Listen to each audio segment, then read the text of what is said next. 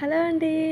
ఈ ఫెస్టివల్కి ఇలా జ్యూసీగా సాఫ్ట్గా ఉండే బాదుషాలు సింపుల్గా ఎలా చేయాలో చూసేద్దామా. ఫస్ట్ ఒక గిన్నె తీసుకొని అందులోకి ఒక గ్లాసు షుగరు, అదే గ్లాస్తోనే ఒక గ్లాసు వాటర్ వేసి మరీ ముదురు పాకం కాకుండా కొంచెం తీగ పాకం వచ్చే వరకు స్టవ్ మీద పెట్టి మరిగించుకోండి. అదే గ్లాస్తోనే ఒక గ్లాసు మైదా పిండి తీసుకోండి, 1/2 టీ స్పూన్ బేకింగ్ పౌడర్,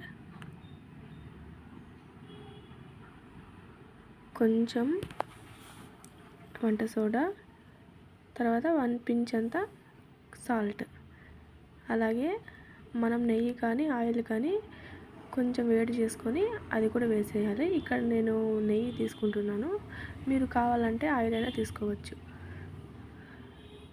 ఇలా వేసి కొంచెం బాగా పౌడర్ అంతా బాగా కలిసేలాగా మొత్తం అన్నీ కలుపుకొని అందులోకి ఒక 1/2 కప్ అంతా పెరుగు తీసుకోండి. నేనైతే పెరుగు ప్యాకెట్ యూజ్ చేస్తున్నా, 1/2 తీసుకున్న పెరుగు. చేత్తోనే బాగా కలుపుకోండి పిండి. ఎప్పుడు బేకరీ షాప్లో కాకుండా మీరే ఇంట్లో ఒకసారి ఇలా చేసి చూడండి. నెక్స్ట్ టైం అస్సలు తెచ్చుకోరండి బేకరీలో, అంత బాగుంటాయి. ఇప్పుడు మనం వాటరు కొంచెం వేసుకుంటూ చపాతి పిండి ఎలా అయితే ఉంటుందో అలా కలుపుకోండి పిండిని. ఎలాగో ఫెస్టివల్ సీజన్ కాబట్టి తక్కువ టైంలోనే తక్కువ ఇంగ్రీడియంట్స్తోనే మనం ఇంట్లోనే చేసుకుంటే మనకు సాటిస్ఫై కదా, అందుకే ఇంట్లోనే చేసుకోండి. అయినా ఒకటి గమనించారా, బేకరీ షాప్లో మనం స్వీట్ తెచ్చుకొని తిన్నామంటే కొంచెం ఒక్కటి తింటేనే కడుపు అంతా హెవీ అయిపోయి మొహం మీద కొట్టినట్టు అవుతుంది కదా.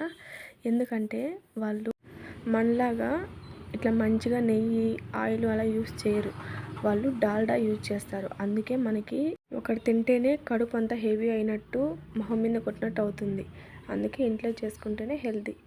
ఇప్పుడు చూసారా, షుగర్ సిరప్ బాగా మరిగింది. ఇప్పుడు అందులోకి ఒక 2-3 యాలకులు పౌడర్ చేసి వేసుకోండి. ఇప్పుడు 10 నిమిషాలు పక్కన పెట్టుకున్న పిండిని తీసుకొని మనం పూరీకి ఎంతైతే పిండి తీసుకుంటామో అంతే తీసుకొని ఊరికే అలా ప్రెస్ చేస్తూ చిన్నగా బొటన వేలుతో ఇలా ప్రెస్ చేయండి మధ్యలో, అంతే. హోల్ పెట్టకండి, మధ్యలో ప్రెస్ చేయండి అంతే.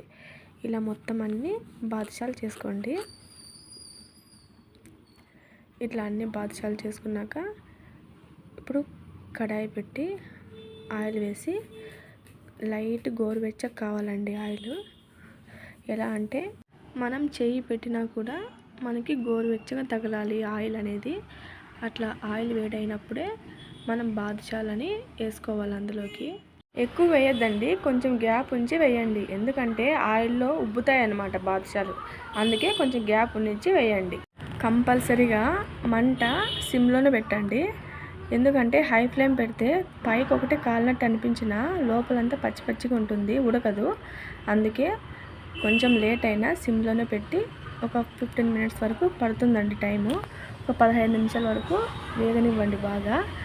యాక్చువల్గా చెప్పాలంటే నేను స్వీట్స్ తినడం చాలా తక్కువ.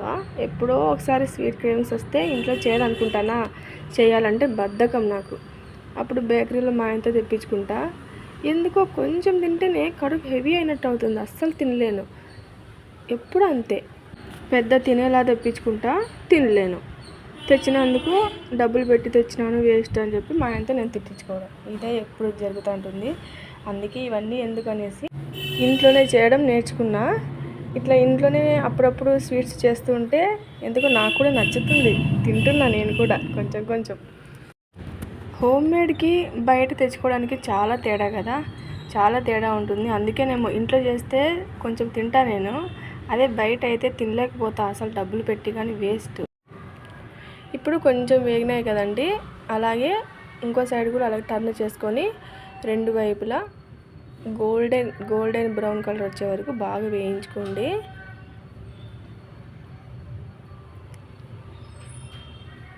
ఇట్లా సిమ్లోనే ఉడికితే ఇట్లా సేమ్ ఇట్లా గోల్డెన్ బ్రౌన్ కలర్ వస్తాయి. ఇలా వచ్చాక జాలరీ గిడ్డలో పక్కన తీసేసుకోండి. ఇప్పుడు మిగతావి కూడా అలాగే వేసి అన్నీ వేయించుకొని ప్లేట్లోకి తీసుకోండి.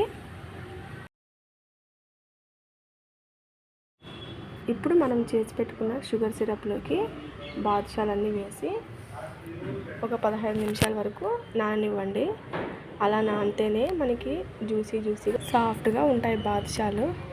అంతేనండి, బాదుషా రెడీ. ఈసారి ఈ ఫెస్టివల్కి మీ బేకరీలో తెచ్చుకోకుండా ఇలా ఇంట్లోనే ట్రై చేయండి. ఈ రెసిపీ నచ్చితే లైక్ చేయండి, షేర్ చేయండి. మరిన్ని ఈజీ రెసిపీస్ కోసం సబ్స్క్రైబ్ చేసుకోండి. Thank you.